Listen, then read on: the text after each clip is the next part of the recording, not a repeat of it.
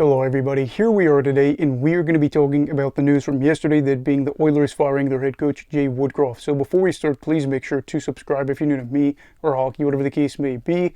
That being said, let's get on into it. So yesterday the Oilers fired their head coach, that being Jay Woodcroft. He has been a coach for the team since the 2021-22 campaign, took over for Dave Tippett. If you remember anything about Tippett, those Oilers sides that he coached ended up having really good starts of the year, I think back-to-back years, and then just fading as the season wound down. One of those years, I think their first 16 games or something like that, was an insanely good run, and then everything kind of fell apart. And so you bring in Jay, you have Jay there, and year one goes pretty well, if you say so. They end up making the playoffs, end up making it not to the second round, but the conference final for the first time since 2006. Lose to the Avalanche. It's a sweep 4-0. The Avs would go and win the Stanley Cup. But regardless, you're looking at this and saying that is really impressive, considering since I was a kid and really a teenager too, the Oilers were probably going to be a not so great team, if not one of the worst teams in the league. As they got to be a little bit older, they started to become better in my later teenage years, I guess. But the point remains, conference final runs were not a norm. Then year two goes pretty well too. Again, another 100-plus point season, as they would go on a tear to close out the regular season and end up going to the playoffs yet again. They would win again in the first round. They would lose in the second round. But again, looking at where this Oilers team stood for a very long time, making it to the second round in back-to-back years was practically unheard of. So to have his first two seasons, things were looking really good. So for Jay going into year three, expectations were also, again, very high. You had seen the first two seasons with him. They were able to make it to the playoffs both seasons and then be able to win through the first round. They were even saying, again, maybe we could see the Oilers be one of those dark horse teams, go on a deep run, and they would possibly, just possibly, be able to capture the whole thing.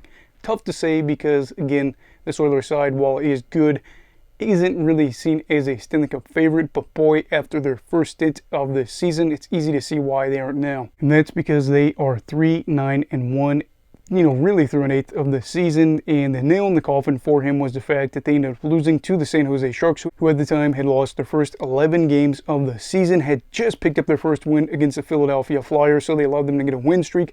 Not great for the Oilers as that happens, and looking at that, even though they were able to pick up a win a night after that against the Kraken, it was road trip things in there, and Jay's tenure ends, which is really unfortunate. This is obviously very unfortunate that Woodcroft was fired after a 79-41-13 record with the team, and the recent success they'd been able to find underneath him until this year. But we know that in the coaching world, especially in the NHL, it's not what you've done, it's what you're doing. Currently, the Oilers are doing absolutely nothing. They are 7th in the division right now, and I think that's kind of where things stand.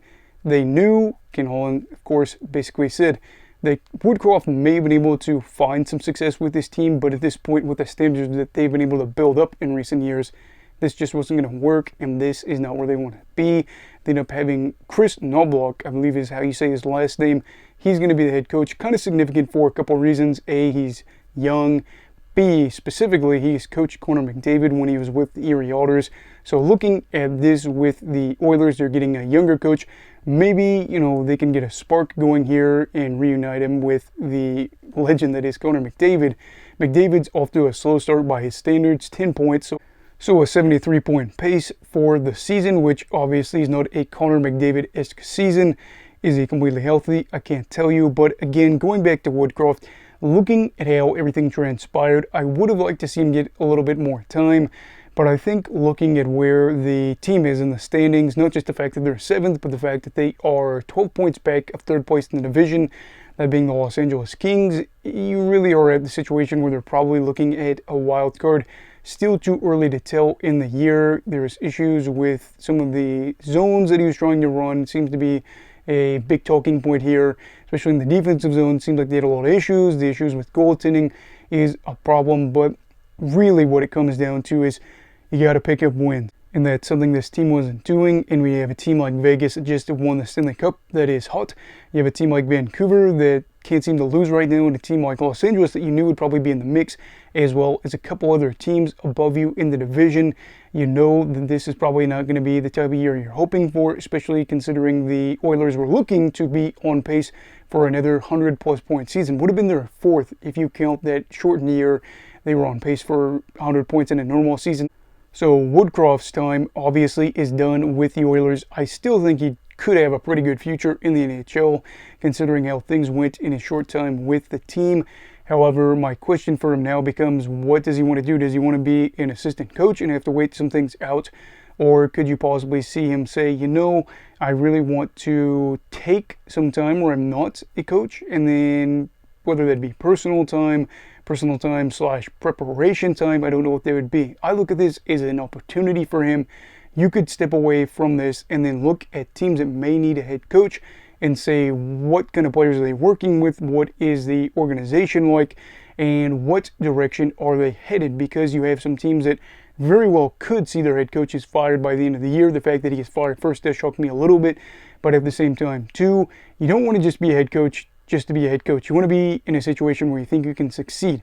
If you go to an area where the GM's not going to help you make any decisions and they're not going to spend money, and ownership doesn't seem to want to help, wouldn't do you a lot of good in the grand scheme of things, because you want to be able to create accolades for yourself, make a name for yourself, and hopefully at the end of the day be an icon of the game. Will Woodcroft be a legend of the game behind the bench? Tough to say right now, because there's so many more years that he could coach, and we're not exactly sure where he's going to be. But for now, we're hoping that he gets his opportunities in the future, and then the Oilers are able to turn things around, because this is a team that has a big fan base and has multiple really good players on the team. So if they are going to go back to being bad but still having good players, while they might be a fun team to watch, it is probably just better to see them make the playoffs if they could. Not saying that they will, because again, when you are 31st in the league in overall standings, just ahead of San Jose, things aren't going well. But anyway, do you think this was the right decision to fire Woodcroft? Do you think that the Oilers should have given him more time? Do you think that Woodcroft will have a good future in the league going forward? Let me know down below in the comments. Also, please make sure to like this video if you enjoyed it. Subscribe if you're new. Everybody stay safe. Have a great night. And you go to Goodbye, Brigadiers and Brigadettes. This is your captain signing off. Have a great night.